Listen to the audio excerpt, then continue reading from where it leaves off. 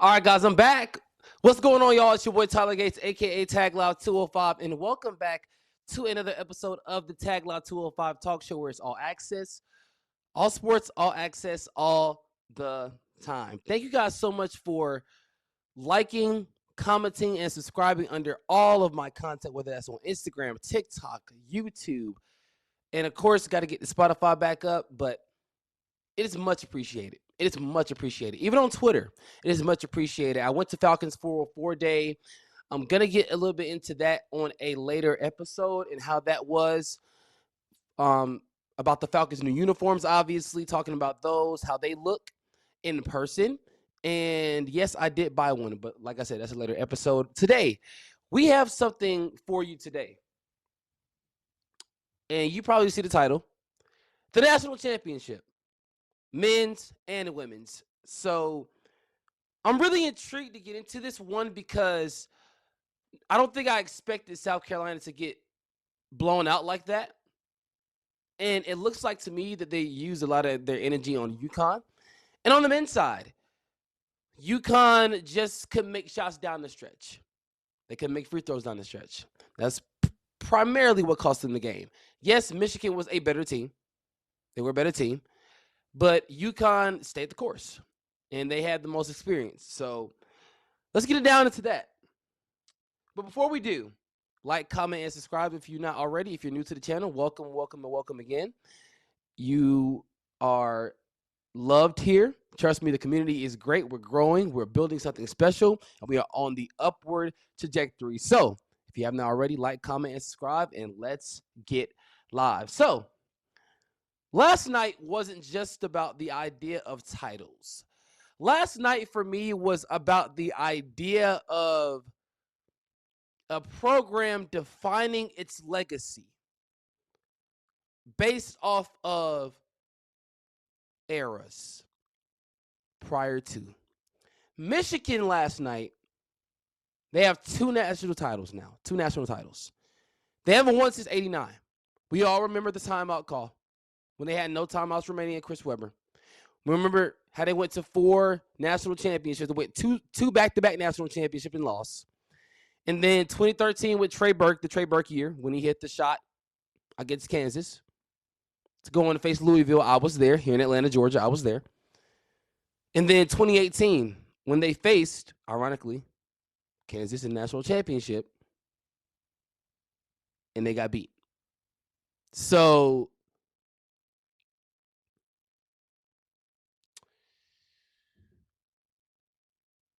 it's really tough for me to even go on to this. And I'm going to make this very sure, obviously. Michigan won last night, and they didn't win by much. They did not win by much. Michigan has won a national championship. It was 69-63. And I'm going to go down the stats here. Alex Caravan, one of the greatest UConn players of all time, played 40 minutes, 17 points in those 40 minutes, went 3 for 10 from three-point range, 4 for 6 from the free throw line, and 11 rebounds, 2 assists, 2 steals. Terrence Reed, 33 minutes and 13 points, 5 of 6 from the free throw line, 4 of 12 from the field. He had to get better. He has to get better. Down low, especially in that pressure moment where they need you, especially when Caravan is getting double teamed, where Solo Ball can't really get anything going, where Demery was fouling people nonstop and eventually fouled out the game, where Braylon Mullis couldn't even get going. Yes, absolutely. But what really happened?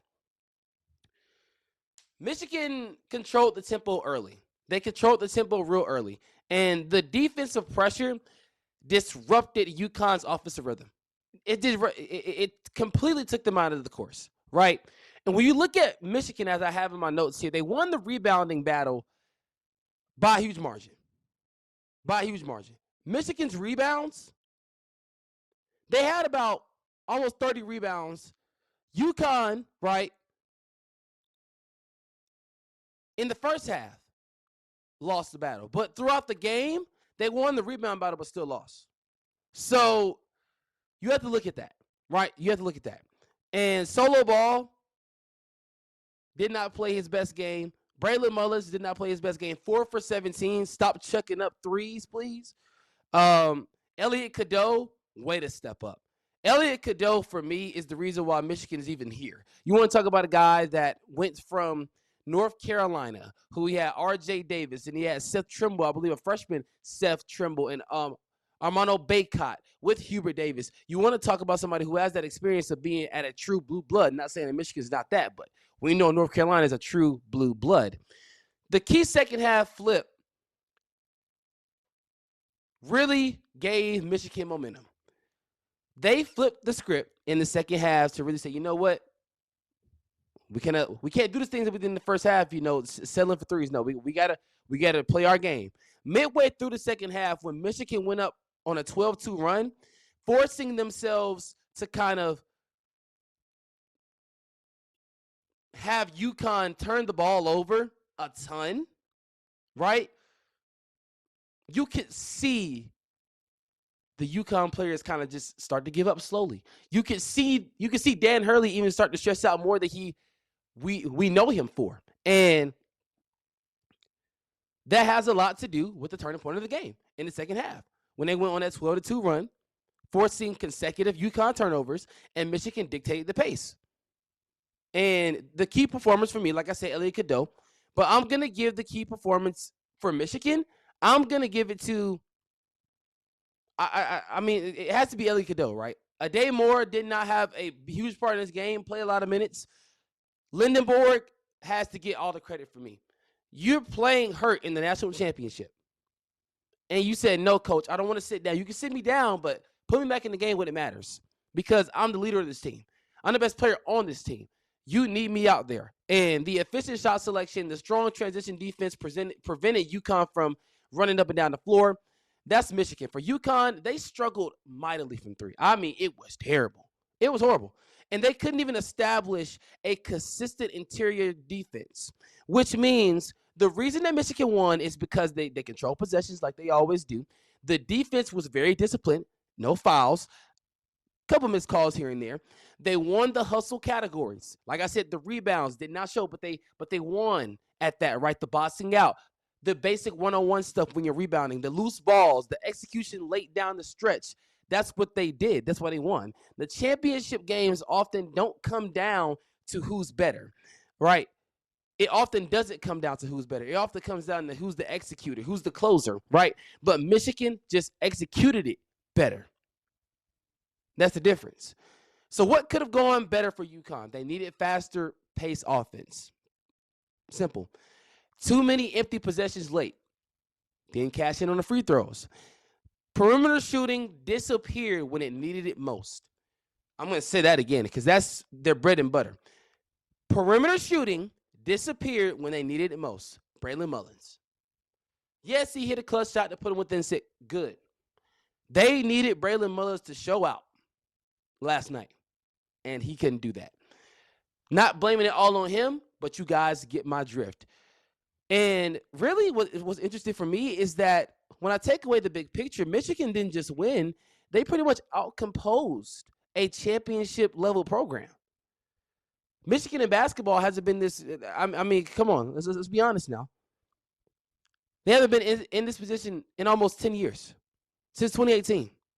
And for them to get Dusty May from FAU, who had a Final Four appearance under his belt with FAU in that Cinderella team, to get him now and in his second year is a national champion. That shows a lot of poise and it shows a lot of decision-making behind the scenes, but it also shows patience. Let Dusty May build the team that he wants, that he knows that he can control, that he knows that he can grow with. Also, he's bringing in freshmen that he's going to grow with these seniors leaving out. A lot of people are going to say that the senior class was the reason why Michigan won or they had all seniors. Don't let that fool you. Michigan is a good team without their seniors. Ness, I don't think they would have necessarily got to the national championship without their seniors, but they still would have made it far. This feels like a program arrival moment for Michigan basketball, at least, or a reemergence, because you remember the Fab Five. We all remember the Fab Five.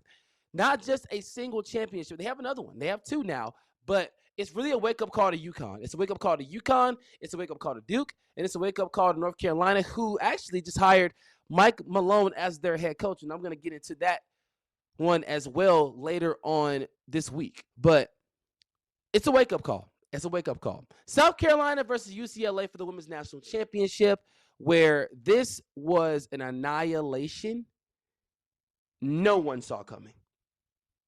UCLA won 79-51 against arguably one of the best teams this decade and the best coach probably this decade and of all time. Joyce Edwards struggled. Tessa Johnson was the only thing going for them. They shut Raven Johnson down. She's the best player on the team, and they shut her down. And they sent a message early where they kept switching Kiki Rice and Jaquez on her. They showed it early that, hey, we're not going to let you kill us from three. Your mid-range is killer. Your perimeter game is killer. We're not going to let you kill us. And they showed that. What happened? The physicality did not work. The defensive pressure worked. What I mean by that, I'm going to break this down. The physicality did not work for South Carolina, but for UCLA, the defensive pressure worked. From the tip-off, it worked. UCLA controlled the pace early with a strong guard play. And I'm looking at the stats right now. Okot has 6 points in 14 minutes. She was supposed to have at least 15 rebounds. Let's be honest. Tanaya Latson played 25 minutes, and the elbow injury, she still played in there. She had 4 points. Raven Johnson had 3 points. That's outside of Tessa Johnson, that's the two best players. Tournament Tessa showed up a little bit, but Raven Johnson cannot be struggling on the floor. I'm going to say it again. Raven Johnson cannot be struggling when it comes to these big moments. And I love Raven Johnson. She's literally right from across the way in Westlake, 10 minutes from me. I heard about her when I was in high school. I heard about her and Tanaya Latson at Westlake. We heard that this duo was going to be something, and let alone, here they are. They are still something to be feared. Makir, she doesn't miss threes. But Makir should have took more shots. We understand that McDowell and McDaniel, right, when I was looking for I was looking more from the bench perspective, especially when they got down early in the first quarter. I'm like, okay, the bench is going to come in and they're going to do what they do because South Carolina's bench is strong. That wasn't the case. It was the same thing that happened against Texas. Literally the same thing that happened against Texas. They started off slow and could not catch back up. That's exactly what happened. And back to Joyce Edwards. She played her heart out, 11 rebounds, 8 points, but she has got to have the ball in her hands a little bit more. There's only 3 people that should have the ball in their hands. Tanaya Latson, actually no, Tessa Johnson, Raven Johnson, and Joyce Edwards. Tanaya Latson, yes, she should have had the ball in her hands, but Tanaya Latson should have been more of a playmaker. And I felt like she tried to do that or attempted to, and it did not work. So for UCLA, Lauren Betts, best big girl in college basketball. Neefkins, she is terrific. Jaquez, we know about her and her family lineage. Kiki Rice, for me, is the big X factor and why they got here. The key performance for me when they talk about UCLA is the elite perimeter shooting. There was poise under pressure. They did not look phased whatsoever. And the smart late game execution to say, you know what, let's keep the pressure on. We're not going to allow them to come back. And from a coaching standpoint, I am really proud of Corey Close. She's been there since 2011. You know how old I am. I'm 24 years old, guys. I'm 24. I was 9 or 10 when she got hired at UCLA to be the women's basketball head coach. You want to talk about longevity. You want to talk about patience. That's it right there. That's it right there. That shows a program who has faith in her, right? But for South Carolina, they didn't show the championship resilience that we thought they did, right? I believe they got tired, and this is my opinion. I feel like they used all of their energy on UConn. It felt like all season they were preparing for one game and one game only, and that was UConn. And it showed because UConn looked out of sorts. And then the national championship game a couple days later, South Carolina looked out of sorts. So the continued attack in the paint, they tried it. It did not work. The dominant stretches defensively did not work. South Carolina just got completely outclassed and outplayed. Why did UCLA win? Simple.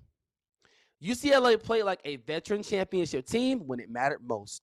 And what could have gone better for South Carolina? Well, they needed more consistency on the floor.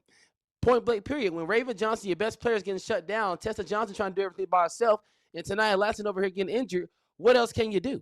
Makir got to make some threes. George Edwards got to stop Euro stepping and missing layups. We got to get on that. But she's good. She's going to be great, right? Settling for the tough shots, we cannot do that. And the momentum swings never turn into sustained runs.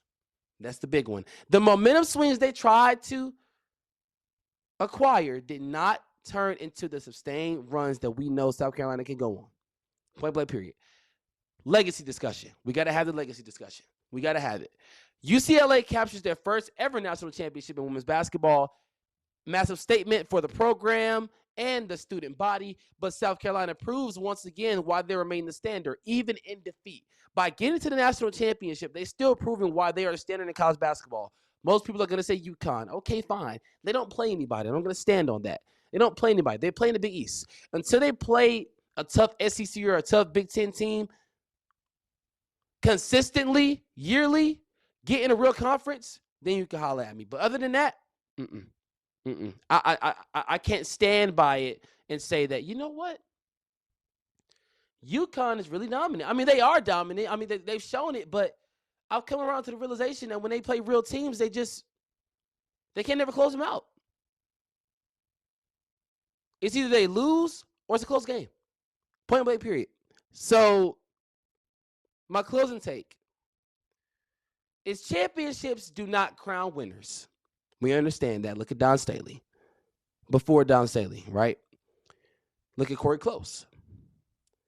They reshaped the future of women's basketball and of the sport. But last night, from the Michigan side, what we saw was a tradition changed. We saw a tradition that was challenged. We saw the Fab Five era challenged. We saw the Trey Burke era challenged. We saw the Michigan team that went to the national championship in 2018. We saw them get challenged with Duncan Robinson. We saw them get challenged, right? We saw different eras get challenged last night to say, and you heard Lindenborg say, this probably is the best Michigan team of all time. And he's going to stand by that, right? New champions rise in college basketball every year, but it's always going to be this one thing. We're going to turn another page into another chapter, a new era, and a new year. Teams, transfer portal, it has begun. It has begun. And now the road to the national championship in 2027 has started. So, guys, let me know down below what you guys think. Do you think this was a changing of the guard for women's basketball? And do you think UCLA will be back here next year and be contenders constantly? Or do you think this was a senior class thing? Let me know what you think South Carolina could do to get back on track. What about UConn women's basketball and men's basketball? What's going on with them right now? How can they bounce back? Let me know down below what you guys think. And as always, it's March. Psych. But it's April. It's April, but it still feels like March. And we have a lot. We have a lot to catch up on. But like I said, there's a lot that we have to talk about, me and you guys, but there's also a lot that we have coming up. We have interviews coming up. We have different events coming up, live events. So definitely stay tuned for that. And I'm going to take you guys on a journey every step of the way. All right. As always, I'm your host, Tyler Gates, signing out. Stay live, y'all. Peace.